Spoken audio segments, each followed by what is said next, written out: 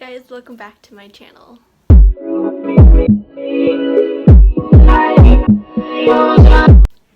So today I'm doing another fun reading vlog. So this reading vlog is for Court of Swans by Melanie Dickerson.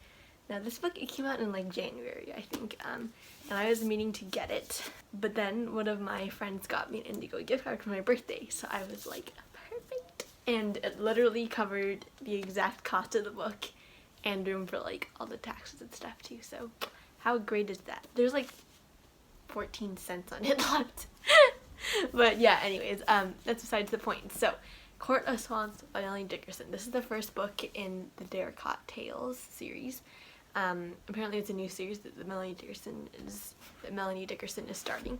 I have her Hagenheim series right here, and I also have her, I don't think it has a name, the Medieval Fairy Tale series, which is like Huntress of Thornbeck Forest, The Beautiful Pretender, and The Noble Servant. So yeah, I have those too. So yeah, excited to read this one and see if it's just as good as all of her other books. So this is a retelling of the Wild Swans, apparently. So yeah, the story of the Wild Swans always fascinated me as a kid, so I'm excited to see this older retelling of it. Again, that's going to be a reading vlog. Yeah, I'm just going to take you guys into my reading. I'm also probably just going to review it straight off the bat when it's like fresh in my mind afterwards. So yeah, be prepared, this is getting kind of a long video. So yeah, here we go.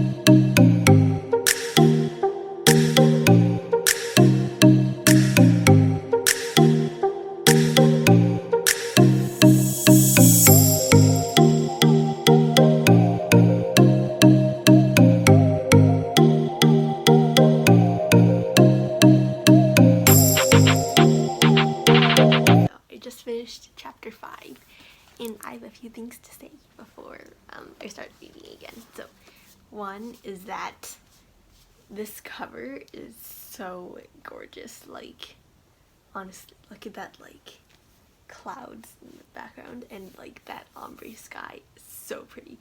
And the one thing though is that I hate it when like they don't make the person on the cover match the person in the actual book. Okay, so you can see clearly here that on the cover, her eyes are brown. Just put that up there. I don't know if the camera will focus. Anyways, her eyes are brown. In the book, it says her eyes are blue. Okay, I hate it when that happens. Okay, like, the very least you can do is find a model that matches the person in there. It shouldn't be hard to find a model that has thick wavy hair, check, and blue eyes. It shouldn't be that hard. Anyways, other thing I have to say is that, oh yeah, look, you have a reference to the silent songbird in here. See, it's Evangeline. Anyways, if you know me, you know that I love the silent songbird. So yeah, anyways, just had to point that out there. So yeah, let's jump back into reading.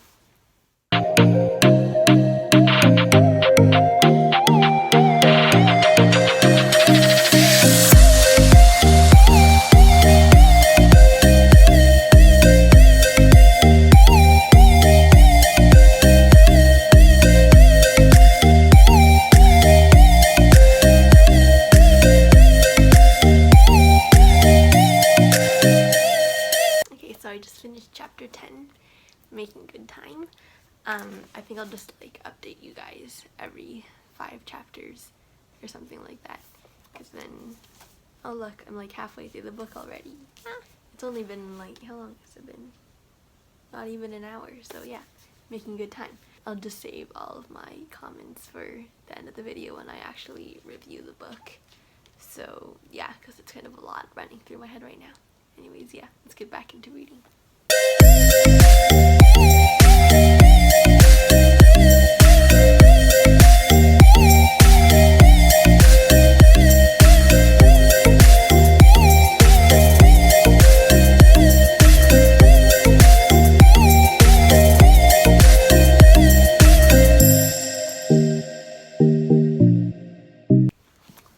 just finished chapter 15, and somebody got his arm cut off, which is real pleasant to read about. Okay, but honestly, now this is like the second book in a row where a person has had a part of their body amputated, because I just finished reading the Out of Time series by Nadine Brands literally just today, and one of the characters in there had to get her hand chopped off, so I'm kind of sick of amputation by now. But yeah, anyways, on that pleasant note, let's go back into reading.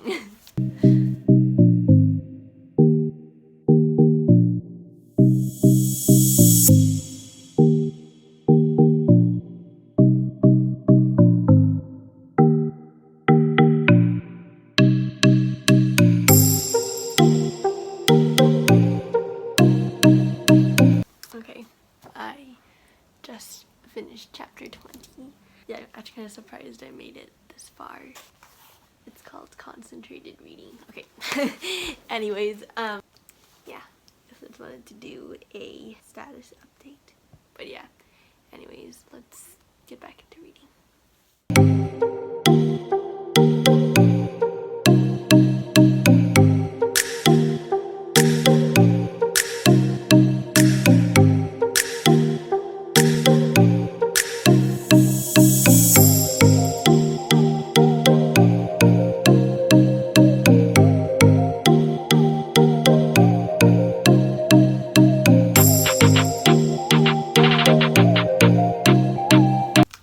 So I just finished, guys, and whoa, let me just say, okay, so many thoughts are running through my head right now. I need time to process them, but yeah, I'm gonna take some time to process, and I'll record the review later. So yeah, I'll come back and record the review.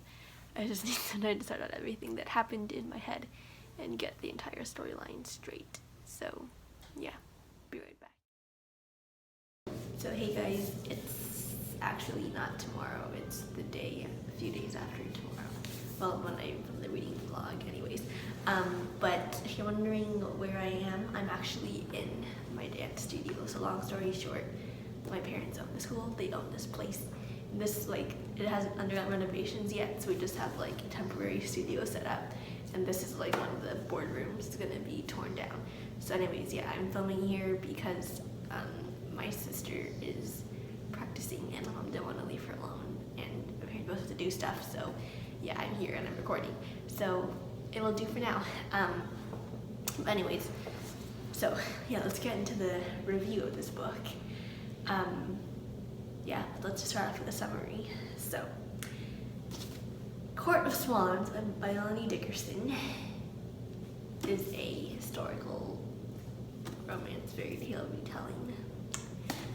You probably would have known that if you looked up anything on this book or seen it before. So yeah, what am I doing? Let's get the summary. So, Delia Rainsford has just lost her father, the Earl of Derricott, and is now stuck with her stepmother, Parnella, and her 7 brothers, some of which are older, some of which are younger. The youngest is like 10, and the oldest is like, I don't know, 20 something. So yeah, she's got 7 brothers, and they all live in Derricott, because her dad is the Earl of Derricott. I mean, yeah, her dad died. And now she has her stepmother Parnella, and she has the half-brother too, who's like a baby. So yeah, that's Delia, and her stepmother Parnella is like a wicked stepmother. so she actually accuses all 7 of Delia's brothers, even the 10-year-old, of like murder and treason. But yeah, anyways, her brothers get accused of murder and treason, and like ultimately that's stupid. So, because like what 10-year-old like goes up making a plot to kill somebody and then actually does it? I mean, like, stupid. Anyways, the guards from the palace come and arrest all 7 of her brothers and take them to the Tower of London. Now, Delia, of course, is desperate and she doesn't want to leave her brothers. So she wants to go with them, but they won't take her because she wasn't accused. So she gets a letter of recommendation from her aunt, the abbess. Her aunt is like an abbess at Rosling's Abbey, and she gets a letter of recommendation from her aunt, and her aunt, in that letter, lets Delia get a position as a seamstress in the castle. So Delia is now working as a seamstress while her brothers are in jail. So anyways, she's trying to figure out a plan to like break them out, obviously, or find a way to prove their innocence before their trial, which is like in a week. So there's a pretty low chance of that. And she's basically their only hope because nobody else could actually like clear them their accusations. So she goes to so anyways, unfortunately the trial happens and all of Delia's brothers are found guilty. And the king is like a kid, okay? So he's got this counselor who actually happens to be the uncle of the guy that was the captain of the guard that arrested Delia's brothers. So yeah, the captain's name is Sir Geoffrey. So Sir Geoffrey's uncle is kind of like the evil counselor here and made King Richard charge all of her brothers guilty. So now Delia is like doubly desperate, and she tries to enlist another guard's help, and this guard's name is Sir Eliot. Now the problem was when she tries to get both Sir Eliot and Sir Geoffrey to help her, because Sir Geoffrey is now kind of more sympathetic to her cause. They both like hate each other for some reason, and so they both tell Delia not to trust the other. So Delia is kind of like torn in the middle between these two, but time is running out and her brother's execution is very soon. So she has to like pick between these two guards. So now, here's my big cliffhanger question that I'm sure you guys all love so much. Delia can't deny her growing attraction to Sir Geoffrey, but Sir Eliot is kinder and promises to help her more. So will Delia be able to figure out where her loyalties lie before it's too late? You'll have to find out. Okay, yeah, that's it for the non-spoiler summary. People who enjoy spoilers, stick around. People who don't, head down to the description and click on the timestamp. It'll take you to the Marvel section where there are no spoilers.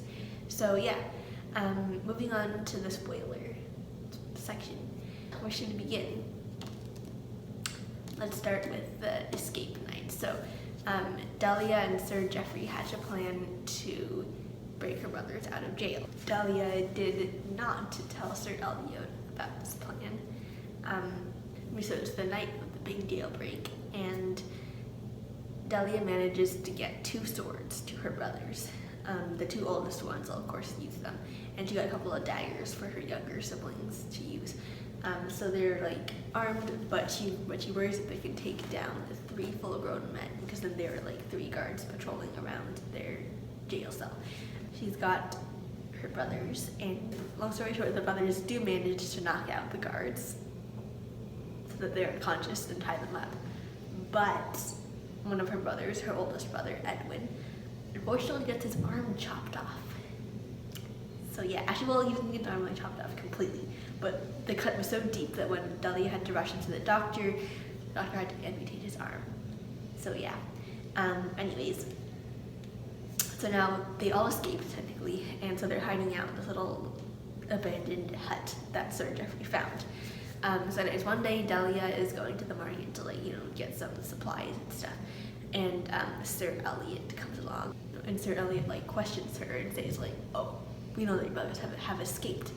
Do you know where they are? Delia is like laying down, and she's like, no, I have no idea that they even escaped, etc.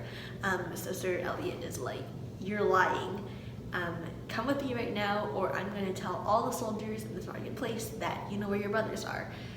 So Delia is kind of like forced to come with him, and so anyway, Sir Eliot drags her to this inn, and he basically like locks the 2 of them in a room, and you can probably guess what he's going to try to do. I'll let that sit there for a few seconds. Anyways, now that you probably guessed, Delia actually manages to knock him over the head with a water pitcher, and then bashes him over the head with a stool, and then escapes. By the way, if you're like background music, that's my sister practicing. So anyways, ignore that. I don't know if it's even going to show up on the video, but I just thought I'd give it a heads up because I can hear it. Anyways, Sir Geoffrey is now falling under suspicion of the guards because he once tried to advocate for Delia's brothers of their innocence, but of course he got rejected. So now they're kind of like, you are super sus, so it's kind of under the suspicion, and he has to work extra hard to avoid getting caught or being followed. So anyways, Sir Geoffrey and Delia help their brothers, or help Delia's brothers escape from their hut to another place so that the guards won't find them. So the place they go to actually happens to be the house of Delia's dear old stepmother, Parnella's sister. But anyways, Delia's brothers had actually been captured beforehand. I'm gonna add that part. So Delia's brothers had been captured. So Delia and Sir Geoffrey go to her stepmother, Parnella's sister's house. And her stepmother's sister's name is Larissa. And Larissa actually has evidence that her brothers are innocent.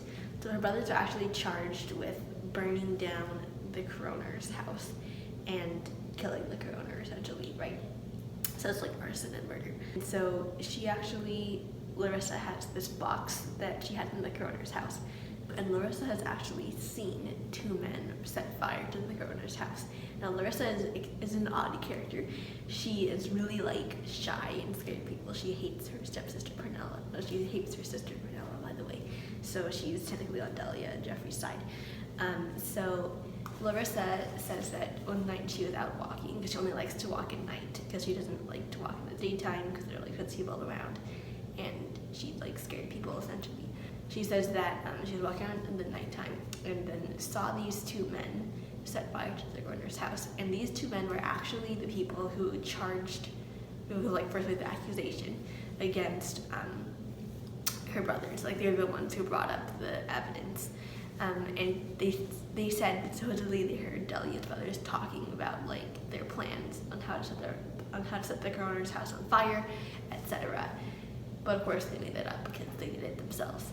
Anyways, the reason why they set fire to the coroner's house is because in the coroner's house was this box, and in the box were a few coroner reports. Now, like, coroner reports show like stuff like basically kind of like autopsies, but not really autopsies. They like show the cause of death, etc., what they think it is. So there are a couple of reports in there, and both of them were for murder, multiple violent blows to the head. Now, these reports were for Delia's dad, actually, and the other one was for Sir Geoffrey's dad. So Larissa believes that Sir John is, like, obviously, since nobody said that both of their dads are murdered, so Larissa thinks that they paid the coroner, John, well, Sir Geoffrey's evil uncle and Delia's evil stepmother, that they paid the coroner to not give the real reports to the king, and instead had him make fake reports. So Larissa believes that Parnella and Sir Geoffrey's evil uncle were behind this all. So Larissa agrees to go to Rosings Abbey with Delia and Sir Geoffrey, because right now Delia's aunt, the abbess of Rosings Abbey, is hosting Anne, the Queen of Bohemia. It's hosting Anne of Bohemia, which is actually the king's future bride. So they think if they can get Larissa to give her eyewitness account to the queen, then she'll be able to talk to the king and her brothers will be cleared of treason. Anyways, Larissa gives her account to the queen, and the queen travels to meet with the king, and eventually they all call Delia and Sir Geoffrey and Larissa to an official court thing. And so Larissa presents all the evidence before them and gives them the coroner's reports, etc. And so the conclusion that they draw is that Parnella and Sir Geoffrey's uncle are guilty of murder and instigating this entire thing just to get Delia's brothers dealt with, so that Parnella and Sir Geoffrey's uncle could actually get married, and that they would be able to inherit Derricott and Sir Geoffrey's lands. But that backfired majorly. So yeah, Sir Geoffrey proposes to Delia, she accepts, and there's a happy ending. Yay. Okay. Okay, so now let's get into the morals of it. First up is worldviews. Okay, so if you watched any other of my reviews of Melanie Dickerson's books or read any of her other books, you know that she is a Christian author. And yes, she does weave in some good Christian elements throughout the book. But I will also note that there's like a slightly more Catholic side of the worldview on, like, for example, some characters like cross themselves.